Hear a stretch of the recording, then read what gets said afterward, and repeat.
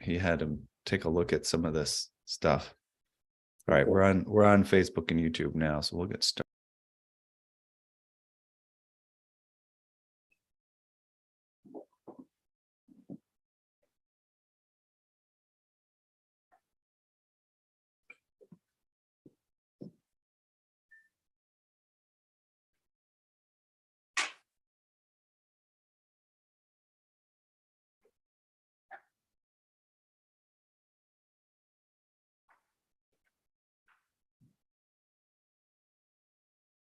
You got to stay on even though I left, eh?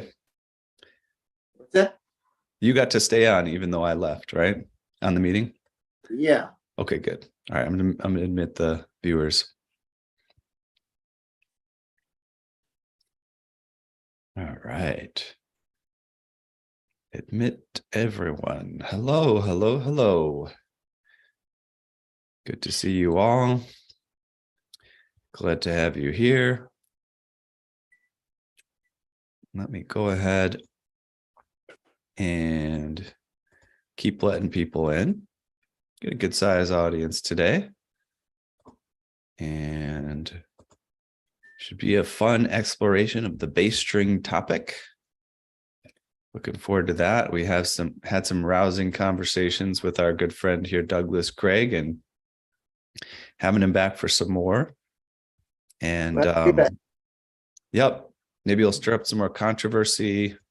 I'm good at that. Good, great.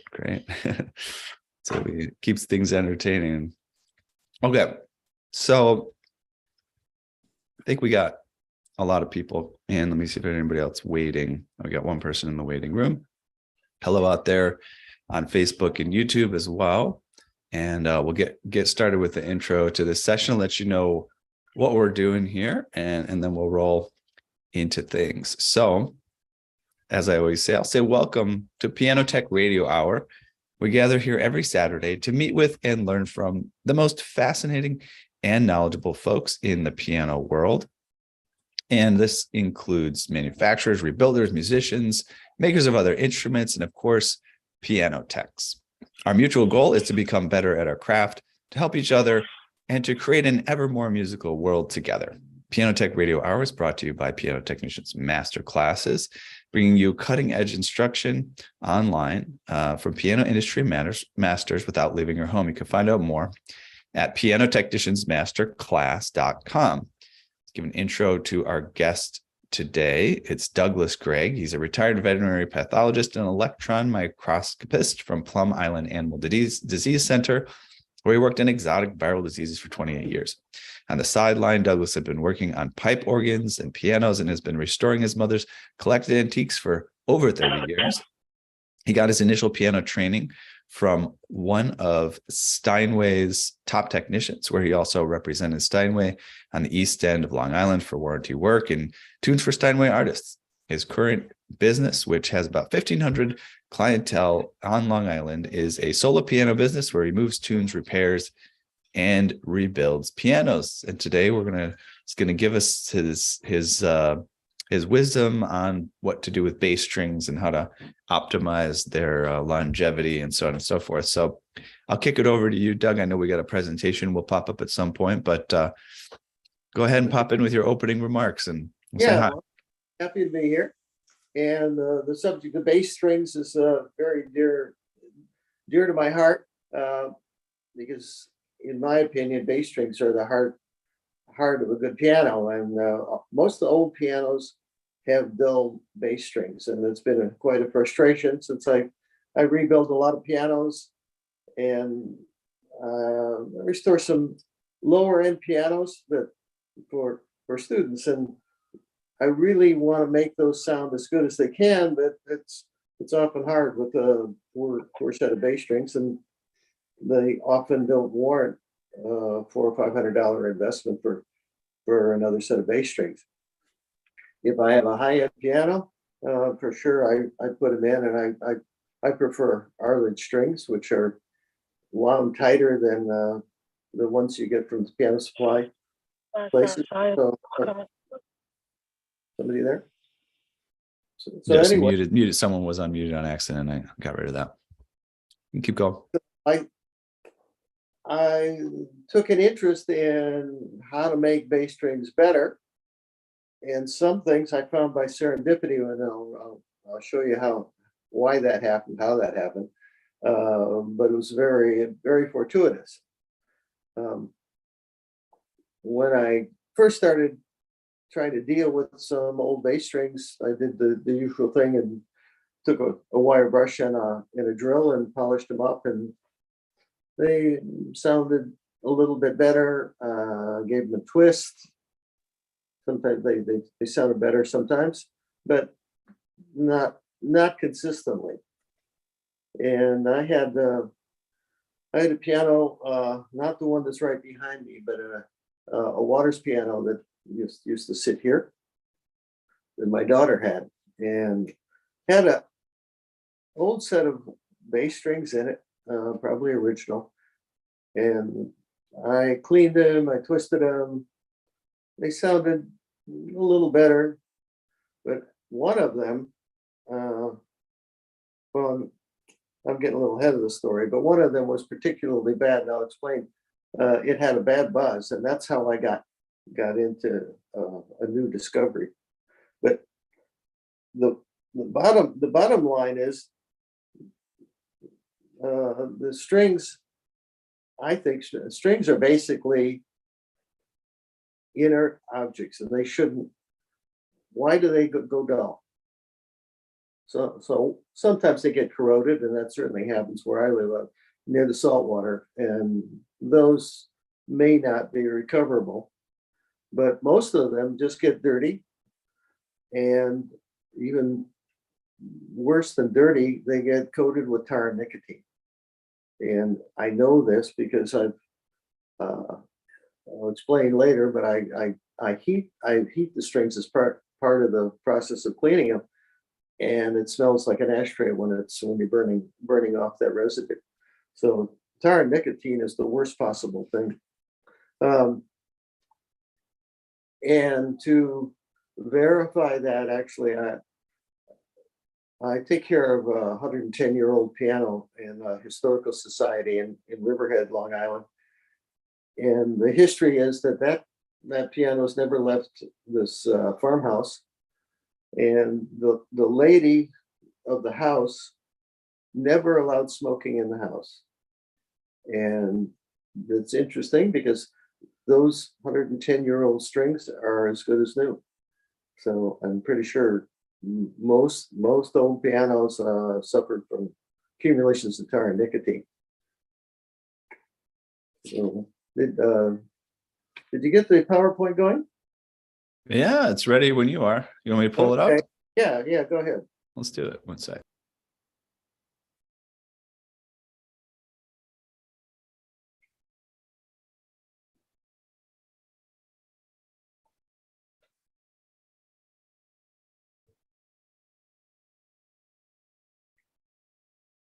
All right, you can see it, right? Yeah, I can see it. Go to the next one.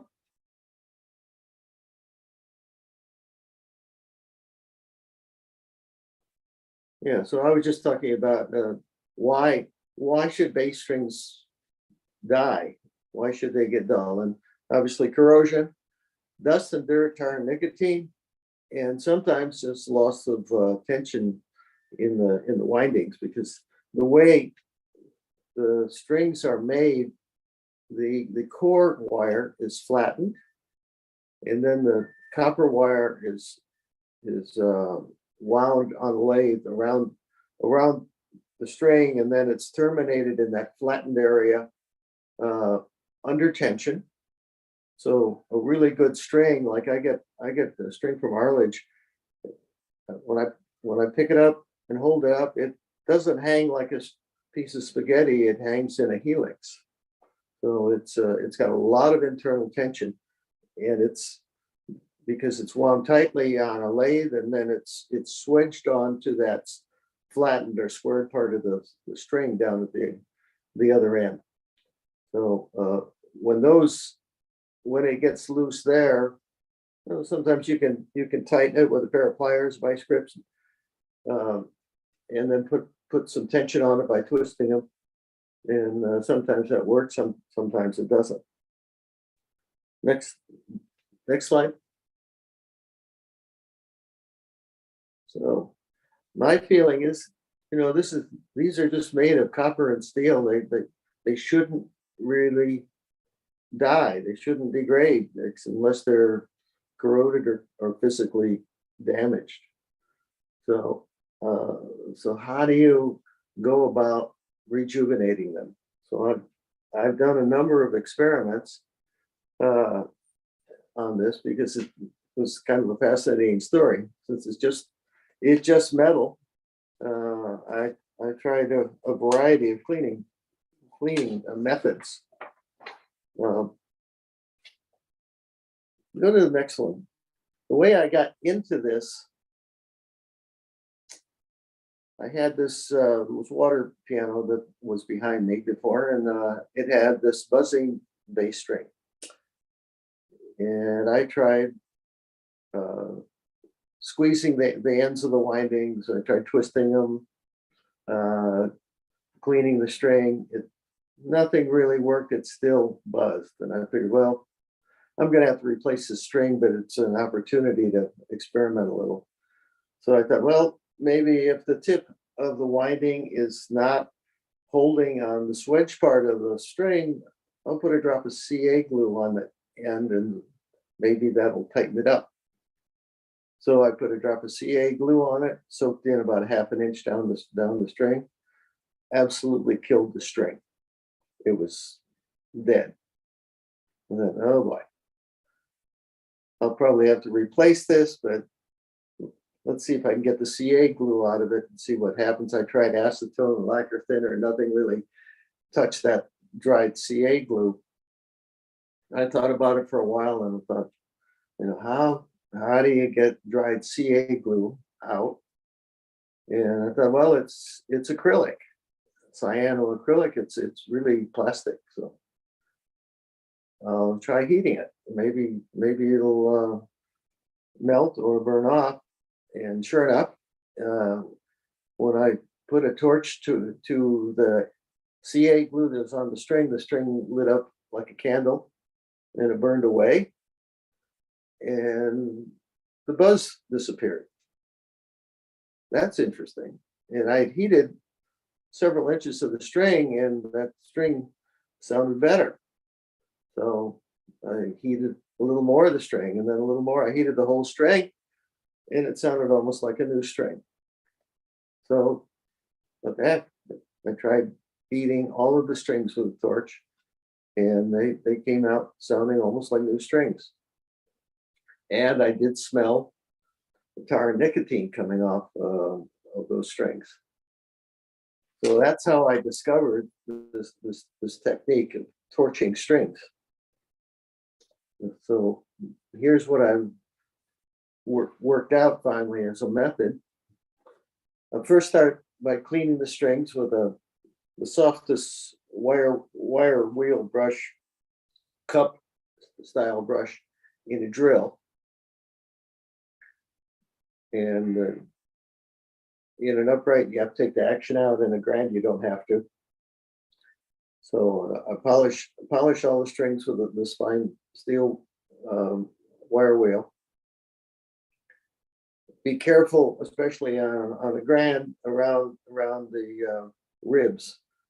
Put some tape on the ribs so you don't run into the gold paint and wear it off, which I've done. So I've had to retouch that. But so I put tape along the ribs so I don't hit that again. And then block up the dampers so you can get in pretty close to the dampers.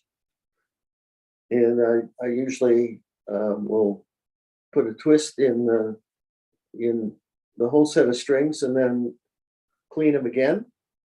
Clean the other side of the string, which usually isn't that dirty. It's usually the top side that's the dirtiest. And then I take a propane torch with a fairly small diameter head and run the torch up and down 2 strings at a time. And I'll show you a picture of that, how I do it. And You have to do this pretty carefully, quickly, moving along the string. And there's a delayed reaction in the heating process, but it turns from bright copper to an old gold color, ideally. If you overdo it, it starts to turn reddish and ultimately turn bluish, and that'll kill the string. So don't ask me how I know. Next slide will show you the process. In the upper left, I use a drill with the cup brush in it with a fine wire wheel in it. Oh, and do wear a respirator when you're doing this, because the copper and dust and dirt that comes off the strings is pretty irritating. So the atomized copper dust can get in your lungs. It's not good. So in the on the right side, you can see the cup brush polishing the strings. And then the next step, well, after turning them over and polishing the other side, next step is I take a propane torch, shield the soundboard with a piece of aluminum flashing, and pass that torch along a pair of strings, kind of in the valley in between two strings, moving it at a medium rate, about a couple inches per second along the length of the string, until I start to see an old gold color showing up in the strings, and then stop. And you end up with a picture on the right, a string that looks pretty much like an old gold string. So that's been heated to about 400 degrees and then let cool. On the next slide, show you what happens if you overdo it. Can you just clarify for us? Yeah. Which one of these has been torched? All four of these strings have been torched. Okay, got it. Yeah. Okay. Okay. Go to the next one, and you see some strings that have been torched too much. Okay. Just a sec here. Let's get back to normal size. And hit the next one. Okay. Okay, you see the reddish color, and the worst is the iridescent blue color, and that's overdone. And those strings have not been able to recover once I've damaged them like that. So, but if you're careful in passing the torch up and down the string at a fairly good rate of speed, you'll see the color starting to change. And as soon as you start seeing it change, you don't want to continue to heat that string, because it's a slightly delayed reaction. It'll get a little darker as the heat conducts down through the copper. Anyway, we have a question here from Kenneth Zeringer. You do this with strings under tension? Yes. Okay. Yeah, you can do this without taking the tension off the string. Obviously, when you heat them, it's going to go out of tune. As they cool, they'll come back somewhat to tune, but you're going to have to tune it anyway. But yeah, it is under tension. And how does it affect the sound if you quote unquote overdo it? You know, you said it looks funny here. It becomes dull, really dull. Yeah. Okay. But it's not too hard to control if you know that's the caveat, not to overheat it. So on the next picture, there's a completed set.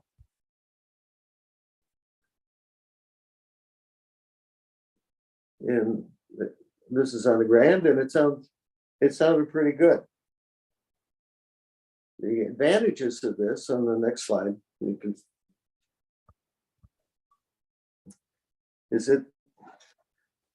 The big problem with replacing bass strings, it takes a couple of weeks. You gotta take the strings out and send them off, or measure the strings and send off a rubbing and a measurements, and takes a week for them to be made, and there's a week of shipping back and forth. You know, it's a real pain. So this is a process that you can do in the piano, and it can be done in a day, and save the cost of a new set of strings. So it's certainly worth a try on an older piano, especially these less expensive pianos, but that sound okay with a good set of bass strings. But this will get you most of the way there. It's not quite like a new set, but it's much better.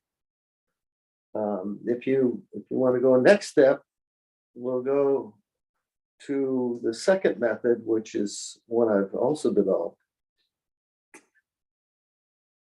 And that requires removing the strings from the piano, undoing the coil.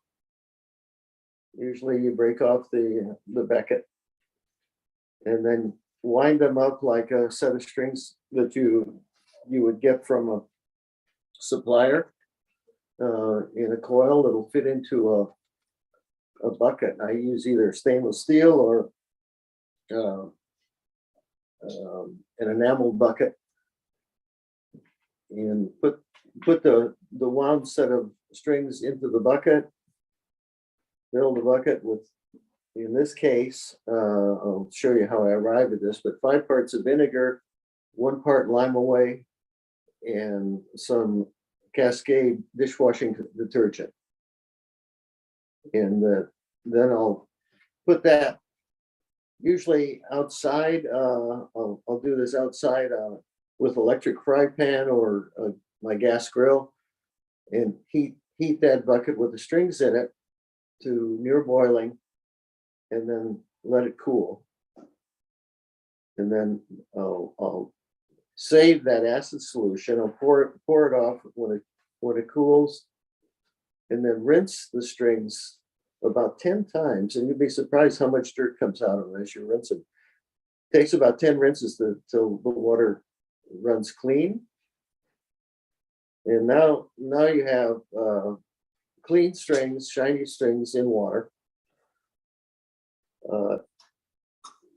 And I don't have it on this list, but I do. I have a mixture of ballastol and water, in distilled water, and I dip the whole, or pour that solution over the strings for a minute or two, then pour that back into a jug and save it. And that's a little like what's done with surgical instruments with what's called instrument milk, which is a dilute solution of aluminum